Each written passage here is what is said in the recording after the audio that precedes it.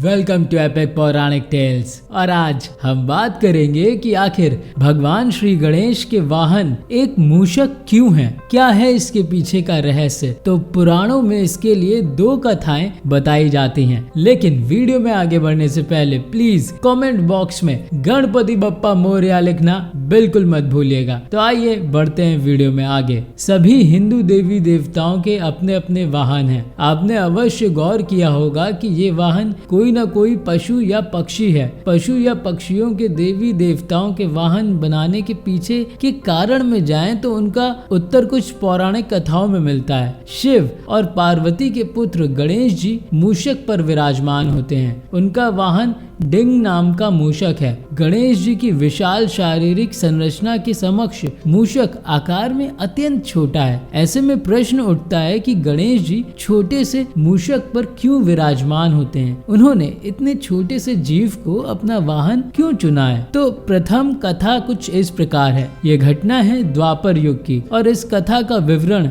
गणेश पुराण में मिलता है। एक दिन देवराज इंद्र के दरबार में गहन चर्चा चल रही थी। दरबार में उपस्थित समस्त देवगण चर्चा में लीन थे, किंतु क्रौंच नामक गंधर्व अप्सराओं के साथ हंसी ठिठोली कर रहा था। जब देवराज इंद्र की दृष्टि क्रौंच पर पड़ी तो वे क्रोधित हो उठे और उसे मूषक बन जाने का श्राप दे दिया। मूषक बना क्रौंच स्वर्ग लोक से पृथ्वी लोक में पराशर ऋषि के आश्रम में आ गिरा। स्वभाव से चंचल क्रौंच ने ऋषि आश्रम में उत्पात मचा दिया। उसने मिट्टी के समस्त पात्र तोड़ डाले, उसमें रखे अन्न का भक्षण कर लिया, ऋषियों के वस्त्र कुतर दिए और आश्रम की सुंदर वाटिका उजाड़ दी। मूषक के इस उत्पात से पराशर ऋषि चिंतित हो गए और उससे छुटकारा दिलाने के लिए प्रार्थना की श्री गणेश की और उनकी शरण में पहुंचे। गणेश जी ने पराशर ऋषि की प्रार्थना स्वीकार कर ली और मूषक रूपी क्रौंच को पकड़ने एक तेजस्वी पाश फेंका। पाश के बंधन से बचने क्रौंच पाताल लोक भाग गया, किंतु पाश ने पाताल लोक तक उसका पीछा किया और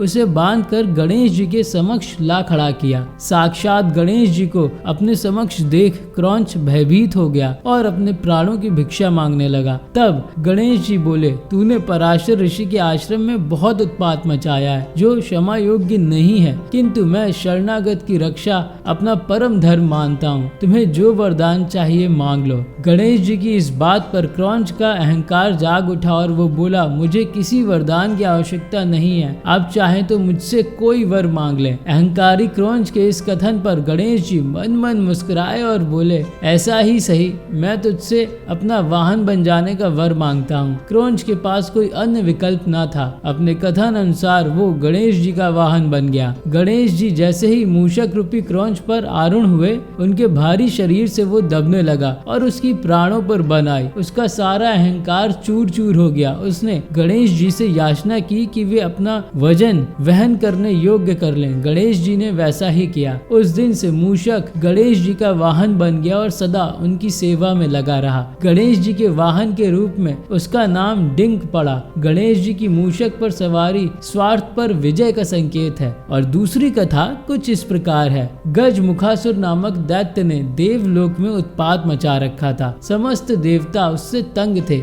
एक दिन सभी देवगण एकत्रित होकर गणेश जी की शरण में पहुंचे और उनसे गजमुखासुर दैत्य से मुक्ति दिलाने हेतु प्रार्थना करने लगे। देवताओं की रक्षा के लिए गणेश जी ने गजमुखासुर से युद्ध किया और इस युद्ध में गणेश जी का एक दांत टूट गया। इसी दांत से गणेश जी ने गजमुखासुर पर प्रहार किया, जिससे बचने के लिए गजमुखासुर में मूषक का रूप धारण किया और युद्ध स्थल से भाग खड़ा हुआ, किंतु गणेश जी ने उसे पकड़ लिया। तब गजमुखासुर गणेश जी से क्षमा याचना करते हुए अपने प्राणों की भीख मांगने लगा। गणेश जी ने उसे क्षमा कर अपना वाहन बना लिया। आई होप कि आपको मेरे ये वीडियोस पसंद आ रहे होंगे। अगर आ रहे हैं तो प्लीज चैनल को सब्सक्राइब करिए और नोटिफिकेशन बेल आइकन पे क्लिक करिए। Stay tuned.